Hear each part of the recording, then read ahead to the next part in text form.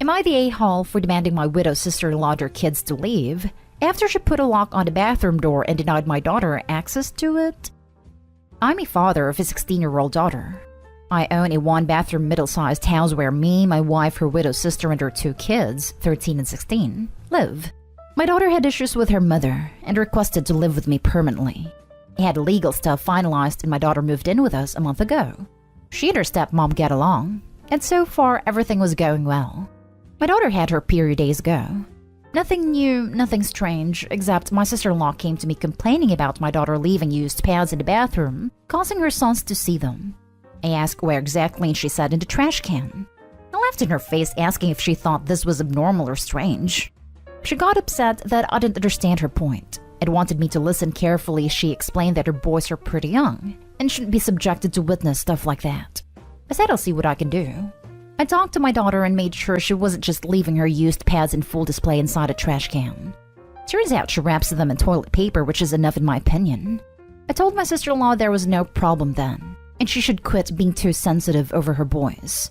She got mad saying I was dismissing her concerns, and reminded me her oldest has blood phobia, and my daughter, even though doing it unintentionally, keeps leaving her pads exposed. I welcomed any ideas to fix this, and she suggested my daughter throw her used pads outside house. I stopped arguing at that point because of how ridiculous she was being. She threatened to change the bathroom door lock if I don't do something, but I laughed her off. Then my daughter called me the next day after getting back from school, saying her step-aunt refused to let her use the bathroom and was keeping it locked. She had to use her new friend's neighbor bathroom, but called me to let me know. I was freaking livid and went home and blew up at my sister-in-law. She apologetically said the lock was only for when my daughter tries to leave her pads inside, and that she would have allowed her if she agreed to put her used pads elsewhere, but my daughter was stubborn.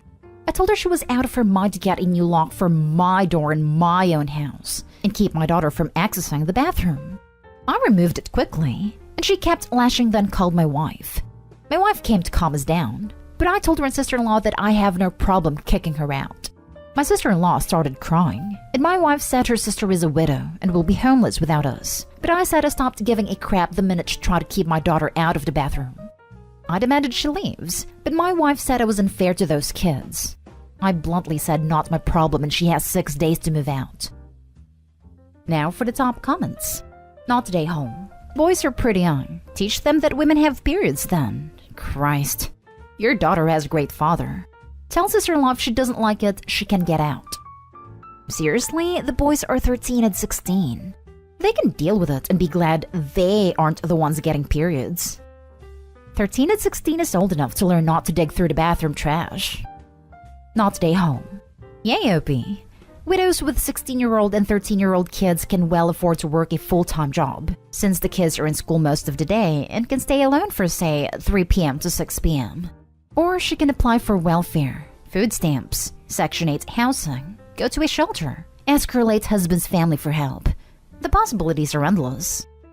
She started receiving benefits after her husband passed away, but she complains it's not enough to provide for her 2 kids. The rest of my in-laws are negative and won't help. Everyone sucks here and there's an easy solution. The sister-in-law has to leave, but you let the kids stay. No sense punishing them for having a neurotic mom. Your sister-in-law is a monster, and I'm pretty sure what she did counts as some form of child mistreatment. But putting 2 kids on the street would also be horrible. Protecting your daughter should not involve endangering other kids. I don't think Opie's an a-hole. Sister-in-law literally locked Opie's daughter out of the bathroom in house I presume she doesn't pay anything towards. Besides, what are the odds sister-in-law would actually let them stay? Depending on where you live, only one is considered old enough to decide where they live. It sucks for sister-in-law's kids, but Opie should put his daughter first. Next story.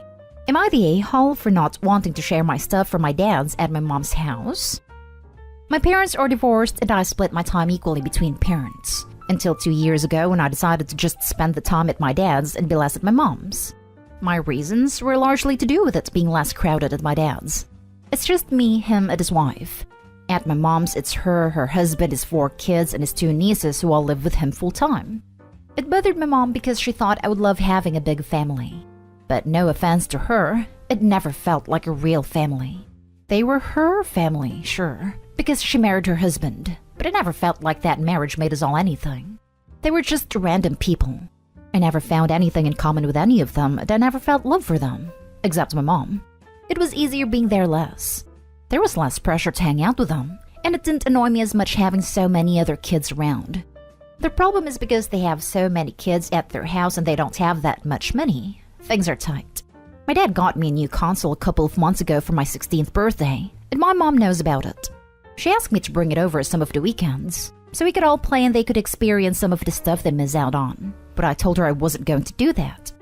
It's been a fight between us since that, because she's disappointed I don't want to share more of the privileges I get with my siblings. She doesn't know I don't think of them as my siblings. She thinks I see them as typical annoying younger siblings, but I really just don't think about them all that much. I just don't want to bring stuff to that house for my dad's. I have my stuff there and my stuff at her place, though not really anymore.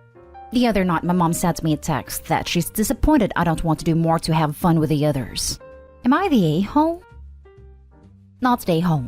Sounds like you were an incredibly mature and insightful 16-year-old. Unfortunately, I can see the console thing going from bring it over every now and then to leave it here for a week to it getting broken. Not because those kids are bad, just 6 kids sharing a console sounds dire. You might discuss it with your dad. See if he can help you out. He may be willing to play the bad guy and say it stays at his house. I don't know your parents' relationship. Keep enjoying your space. Tell your stepmom you appreciate her. Huh. I did that for my son. Wasn't really concerned with how my ex thought of me, so I told her that my rule is that console stayed at my house. No ifs, ands, or buts about it. Good chance Opie's dad will do that same. Not today home. If, and this is an if, you want to spend time with the other kids, you can suggest activities that everyone can afford to. Go to the park, play board games, etc. But do not bring things like a game console, because you know you'll be asked to leave it behind. Not today home. Your mom chose this family, while it was forced on you. She get a new love in her life, you get 4 random strangers wanting to borrow your stuff. I get that this must be hard. Good on you for not openly being hostile towards your new siblings. Not today hall for not wanting to share your belongings. You clearly are making efforts, but there are limits to what should be expected of you. If they break it, will they replace it? Of course not. Money's tight. Keep it at your dad's. Safer this way. It's 100% yours anyway. Not today home. Your dad bought it, so it should be at your dad's. It's your call to want to take it over to your mom's. Just a reminder that those kids didn't have a say in the matter of having a new sibling, too. And I get that, which is why I'm not going around blasting it. I keep it to myself. Next story is titled, Am I the a-hole for asking a man to drop charges against my son? My 42 female son is 16 years old, and about a year ago, he started hanging out with an unhealthy crowd. I have been giving him detentions of all kinds, but it only made him rebel against me, so I stopped and let him figure it out for himself. A few weeks ago, the worst happened. I got a call from the police station that my son had participated in an attempted theft. As soon as I got the call, I told my husband, and we went to the police station. They told us that my son and his friends tried to steal stuff from some man's car. And when the man came and saw them, he had a heart attack due to previous problems. His friends all ran away, but he stayed with the man, called the ambulance, and helped him take his chest pain medicine. Luckily, he's okay now. When we got home, my husband was furious, but he kept yelling at him. But I tried to stay rational and ask my son to tell me everything. Then he broke down crying and told me how I was right about his friends and how horrible they are. He then said that his friends came to the idea to steal a wallet and a mobile phone they saw in the passenger seat in a car. He told them that it was a dumb idea and that they should drop it, but they didn't listen. He then didn't help them, but didn't stop them either. He saw the man coming but didn't tell them because he hoped for him to catch them in the act. But when the man came, he got so shocked that he started holding his chest and he fell on his knees. His friends then ran away, but he helped him. Now, the man has returned from the hospital. Also, he will be pressing charges against all the boys, including my son. Don't get me wrong. I know that my son did a bad thing, but I think it's a little unfair to treat him the same as the other boys who ran away. So I visited the man, and after a while of chatting, I asked him if he could drop the charges against my son because, after all, he was the one who helped him. But the man then got furious and told me that I'm a bad mother and a horrible person for even asking such a thing of him. After I got home, I told my husband about what happened, and he was also mad at me. He said that our son has to face the consequences of his actions, but I disagree because a criminal record of this nature will ruin his life. So am I the a-hole? Now for the top comments. You're the a-hole. Not only did your son participate in a crime, you only have his side of the story. This man is at the hospital because of your son and friends, likely costing him lots of money. And you showed up to get your son off because he didn't let the guy die after participating in a crime? You're the a-hole. Crimes have punishment. What does it show your son if he gets off? That it's okay to do crimes as long as you make sure the other people do worse? He's a minor, and his record should be sealed when he turns 18. Making him deal with this now will prevent it happening again when the record can't be sealed. Also, if the son was so against it, why didn't he leave? He just stood around and watched while his friends broke into a car? You wanted your child to figure it out on his own, and now he's learning the lesson you didn't teach him. Congratulations. Yeah, this guy has it right. You should have kept trying to discipline him in my view. Keep going until you find something that works.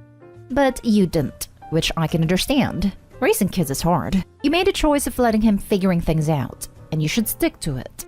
It hurts, and it sucks, but you made your choice, and he made his. You're the a-hole, but I get it. No a-holes here. Well, I'm going against the grain. Given that your son called for an ambulance and stayed, and without the staying likely none of the kids / potential young adults would have been caught, I don't think that you're the a-hole for asking. Given the man's brush with the death experience, I understand his anger at your asking. The only reason the son stayed is to not live with the guilt of killing a man for his stupidity. Now for the last story. Am I the a-hole for not apologizing to my brother / sister-in-law for saying they starved their baby? Plus little update. My brother and his wife had their first baby 7 months ago. My mother, who lives with me, recently started watching the baby instead of placing in daycare. So the baby is at my house all week. It's been a month, and my mom says that the baby barely sleeps.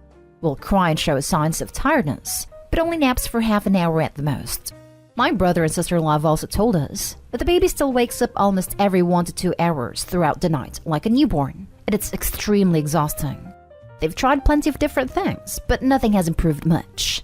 The baby only drinks breast milk. While I know every baby's different, and what works for some might not on others, I still can't help but think they aren't feeding the baby enough. As a mother of 3 myself, all my kids started differently. One ate baby cereals at 4 months, another didn't take solids until 6 months. But I think I have a good sense of when a baby is ready to start taking in more.